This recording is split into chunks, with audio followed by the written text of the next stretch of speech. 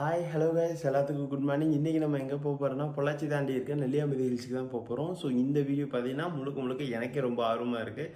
ஏன்னா ரொம்ப வருஷமாக பிளான் பண்ண ஒரு பிளானிங் இது. பட் இன்றைக்கி தான் நம்ம அதை பண்ண போகிறோம், ஓகேங்களா. And then full and full இன்றைக்கி வந்து ஹில் கிளைம்பு பற்றியும் இந்த லாங் ட்ராவல் பற்றி தான் இருக்க போகுது. அண்ட் தென் நம்ம வீடியோவை புதுசாக யாராவது பார்க்க வந்திருக்கீங்கன்னா மறந்துடாமல் சேனலை சப்ஸ்கிரைப் பண்ணிவிட்டு பாருங்கள். உங்களோட சப்போர்ட் எனக்கு ரொம்பவுமே தேவை. ஏன்னா எல்லோரும் வீடியோ நிறைய பார்க்குறீங்க, பட் சப்போர்ட் பண்ண மாட்டேங்கிறேன். அந்த ஒரு ரீசன் தான். அதான் இந்த வீடியோ உங்களுக்கு பிடிச்சிருந்தா மறக்காமல் வீடியோ லைக் பண்ணுங்கள். ஒருவேளை வீடியோ பிடிக்கலைன்னா டிஸ்லைக் பண்ணிவிட்டு கமெண்ட் செக்ஷனில் என்ன பிரச்சனை அப்படின்றத சொல்லுங்கள். நீங்கள் சொல்ல தான் நம்ம வந்து அப்டேட்டே பண்ண முடியும், ஓகேங்களா. உங்கள்கிட்ட இருந்து நான் எதிர்பார்க்குற ஒரே விஷயம்னா அது இது மட்டும்தான். ஓகே, வாங்க இப்போ நம்ம ரைட் கிளம்பலாம். கசகசன்னு பேச வேணாம். Stay tuned. யாரும் நம்ம சேனலில் வர வீடியோவுக்கு சப்போர்ட் பண்ண மறந்துடாதீங்க, ஓகேங்களா. Bye bye. அன்னைக்கு காலையில் அதிகாலை 3 மணிங்க. எப்போவுமே நம்ம லேட்டாக எழுந்திரிக்கிறோம், ஆனால் ரைடு போகிறப்ப மட்டும் ரொம்ப சீக்கிரமாக எழுந்திரிச்சிடும். அம்மா எழுப்பி விட்டு கிளம்ப முடியாமல் கிளம்பிட்டு ஆஃபீஸ் போகிற நம்ம ரைடு போகிற அன்னைக்கு மட்டும் சீக்கிரமாக எழுந்திரிச்சு அம்மா நான் கிளம்புறேன் அப்படின்னு சொல்கிறோம். இது ரெகுலராக நடக்கிறது தான். ஆனால் இந்த விஷயத்த உங்கள்கிட்ட சொல்லணும்னு தோணுச்சு, சொன்னேன்.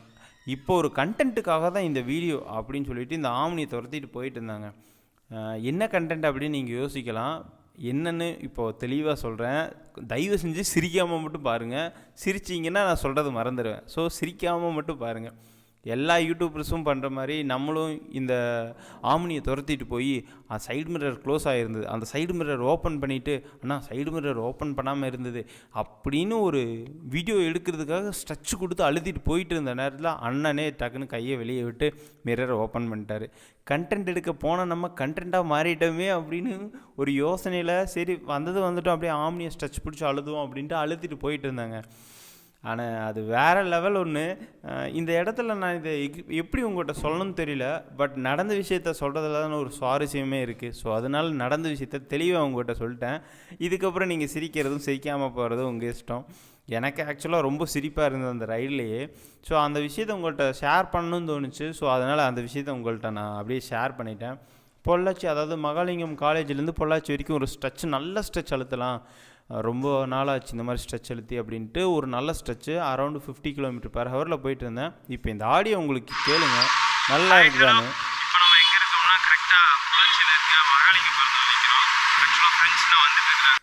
இதில் உங்களுக்கு ஏதாவது புரிஞ்சுதா? பிகாஸ் எனக்கும் எதுவும் புரியல.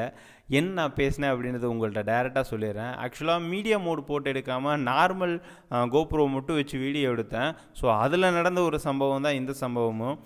ஆக்சுவலாக பொள்ளாச்சிக்கு நான் வந்து அரௌண்ட் ஒரு 6:30 இருக்குன்னு நினைக்கிறேன். அந்த டைமுக்கு நான் பொள்ளாச்சி வந்துட்டேன். நேராக பொள்ளாச்சிலேருந்து மகாலிங்கம் மார்ச், அதாவது டுவெட்ஸ் கோயம்புத்தூர் போகிற ரோட்டில் தான் இருக்குது மகாலிங்கம் மார்ச். ஸோ அங்கே வந்து வெயிட் பண்ணலாம் அப்படின்னு சொல்லிட்டு வெயிட் பண்ணிகிட்டு இருந்தாங்க. வெயிட் பண்ணிட்டு ஸோ ஒரு எப்படி வந்தோம் என்ன அப்படின்றத பற்றி ஒரு எக்ஸ்பிளைன் பண்ணலான்ட்டு அதை தான் டீட்டெயிலாக எக்ஸ்பிளைன் பண்ணிகிட்டு இருந்தேன். ஆனால் சம்பவம் அங்கேயும் ஒரு சம்பவம் ஆயிடுச்சு. இந்த இடத்துலையும் நம்ம ஒரு கண்டென்ட்டாக மாறிட்டோம். வாய்ஸ் ஓவர் பண்ண வேண்டிய நிலைமை ஆயிடுச்சு, வேறு வழி இல்லை. ஸோ அதனால் அப்புறம் வாய்ஸ் ஓவர் கொடுத்துட்டு இருந்தேன். வந்து நின்றுட்டு என்ன பிளான் என்ன சொன்னேன்னு சொல்லிடுனா, வந்து நின்றுட்டு ஒரு காஃபி குடிச்சிட்டு அதுக்கப்புறம் ரைடை கண்டினியூ பண்ணலாம் கௌரி கிருஷ்ணாவில் போய் அப்படின்னு நான் சொல்லியிருந்தேன். ஏன்னா நான் உடுமலையில் கிளம்புனப்பவே எதுவும் குடிக்காமல் கிளம்புறமே அப்படின்ற ஒரு இதோடு வந்தேன். அப்புறம் டக்குன்னு வந்துட்டுருக்க இது தோண்டிகிட்டே இருந்து சரி அவங்க கூட போய் குடிப்போம் அப்படின்னு சொல்லிட்டு நானும் எதுவுமே சாப்பிடாமல் அங்கேருந்து அப்படியே அழுத்தி பிடிச்சிட்டே வந்துட்டேங்க.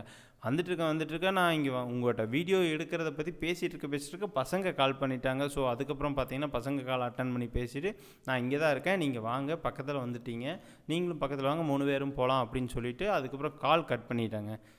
அதுக்கப்புறம் அப்படியே ஒரு தயிர் வடையை சாப்பிட்டு நம்ம வந்து அங்கே அந்த தயிர் வடையை உங்களுக்கு காமிச்சே ஆகணும்ல, அதுக்காக கிறிஸ்பியாக ஒரு ஃபோட்டோ எடுத்துகிட்டு அந்தன்னு பார்த்தீங்கன்னா ஒரு காஃபி சூப்பராக இருந்தது. நம்மளுக்காக பெரிய டம்ளரில் போட்டு கொடுத்தாங்க. அந்த காஃபியை குடிச்சிட்டு அதுக்கப்புறம் அப்படியே ரைடை கண்டினியூ பண்ண ஆரம்பிச்சிட்டோம். அடுத்து போகிற பிளேஸ் பார்த்தீங்கன்னா நீங்கள் நினைக்கிற மாதிரி கேரளா கிடையாது, இது வந்து பொள்ளாச்சி தான்.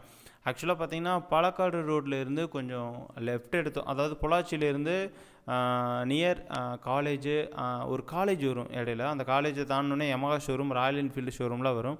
ஸோ அதை தாண்டினதுக்கு ஒரு சின்ன பிரிட்ஜ் வரும். அந்த பிரிட்ஜ் ஏறி இறங்கினோடனே பார்த்தீங்கன்னா ஒரு 1/2 கிலோமீட்டரில் ஒரு லெஃப்ட் டேர்ன் வரும். அந்த லெஃப்ட் டேர்னில் கட் பண்ண உடனே நாங்கள் பார்த்த லொக்கேஷன் இது தான். செம்மையான லொக்கேஷனாக இருந்ததுங்க. இப்போவே பார்த்தீங்கன்னா நாங்கள் வந்து கேரளாக்குள்ளே நுழைஞ்ச மாதிரி தான் இருந்தது.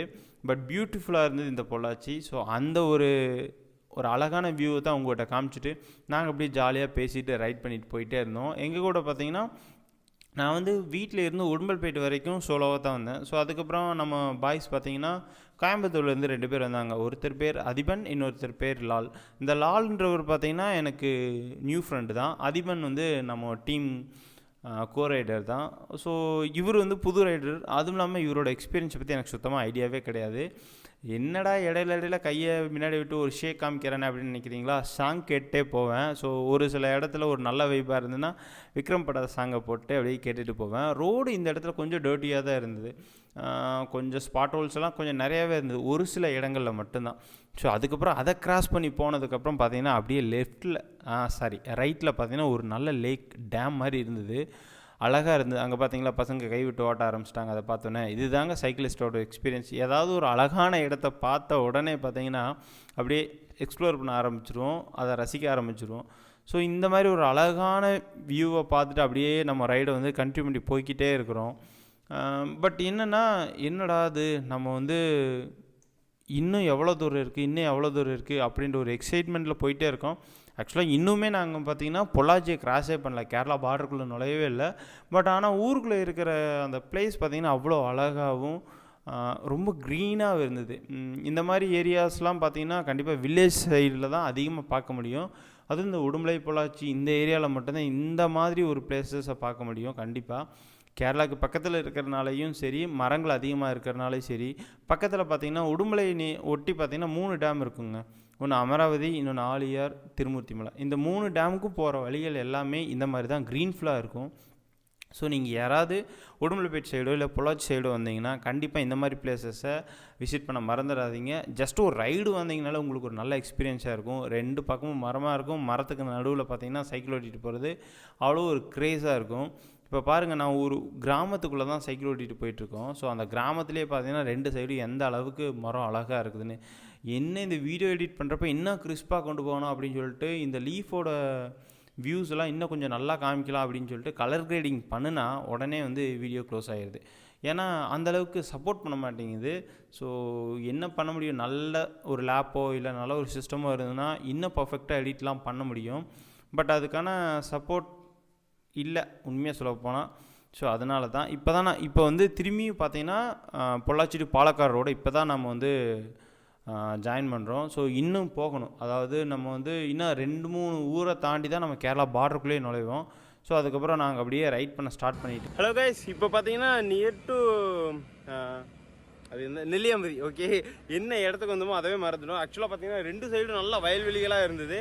ஸோ அந்த சைடு பார்த்தீங்கன்னா அப்படியே ஹில்ஸு, அதில் பார்த்தீங்கன்னா நீர்வீழ்ச்சியாக இருக்குது. நான் உங்களுக்கு அதை ஜூம் பண்ணி காமிக்கிறேன் எந்த அளவுக்கு. அதுவும் அங்கே தெரியுதுங்க அந்த நீர்வீழ்ச்சி, எங்களுக்கு நல்லா தெரியுது. சூப்பர் வேறு லெவல்.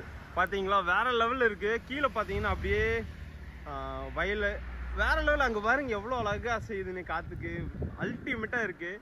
ஆக்சுவலாக நான் வந்த வேகத்தில் இதை கவனிக்கவே இல்லை, பசங்க தான் பார்த்து சொன்னாங்க. அதுவும் அங்கே நிற்கிறாங்க பாருங்கள் 3 பேரும், 2 பேரும் என் சைக்கிளை வச்சுட்டு. உண்மையாகவே வேறு லெவலாக இருக்குது. ஸோ இந்த மாதிரி ஒரு அழகான பியூட்டிஃபுல்லான பிளேஸெல்லாம் பார்த்துட்டு நம்ம சும்மா போவோமா, கண்டிப்பாக ஃபோட்டோ எடுத்துகிட்ருப்போம். அதில் நான் எடுத்த ஃபோட்டோவில் அழகான புகைப்படம்னு நான் நினச்சது தான் இது, நம்ம அதிபனை தான். ஸோ அதுக்கப்புறம் திரும்பியும் கண்டினியூவாக ரைட் பண்ணிகிட்டு இருந்தோம். ரைட் பண்ணிகிட்டு இருக்கும்போது ஒரு இடத்துக்கு மேலே எனக்கெல்லாம் காலையில் 4 மணிக்கே பசி எடுக்க ஆரம்பிச்சிருச்சு. இவர் தான் பார்த்தீங்கன்னா நம்ம கோ ரைடர் இவர் பேர் லால். ஓகேங்களா, ஆக்சுவலாக இவர் போலீஸ். இன்றைக்கி வேற ஒரு சம்பவத்தில் தான் வந்தது, அதை இன்னும் போக சொல்கிறேன், அப்போ தான் அது கரெக்டாக இருக்கும். நம்ம மதிப்பெண் பார்த்திங்கன்னா நல்லா தோசையை கட்டிட்டு இருக்கிறேன். அதுக்கப்புறம் பார்த்திங்கன்னா எனக்கு தெரிஞ்ச மாதிரி ஒரு 2-3 சினிமாட்டிக் ஷார்ட்ஸ். ஸோ நான் ட்ரை பண்ணது எப்படி இருக்குது அப்படின்றத பாருங்கள். இந்த ஷார்ட்ஸ்லாம் பிடிச்சிருந்துன்னா அப்படியே கமெண்ட்டில் பிங்க் பண்ணுங்கள். காஃபி வாங்கிட்டு வந்து எப்படி காலை நீட்டிட்டு ஜாலியாக குடிச்சிருக்கேன் பார்த்தீங்களா, இந்த மாதிரி எக்ஸ்பீரியன்ஸ். ஆக்சுவலாக இப்போ நாங்கள் வந்து நெல்லியாம்பதி ஹில்ஸுக்கு கீழே இருக்கோம்.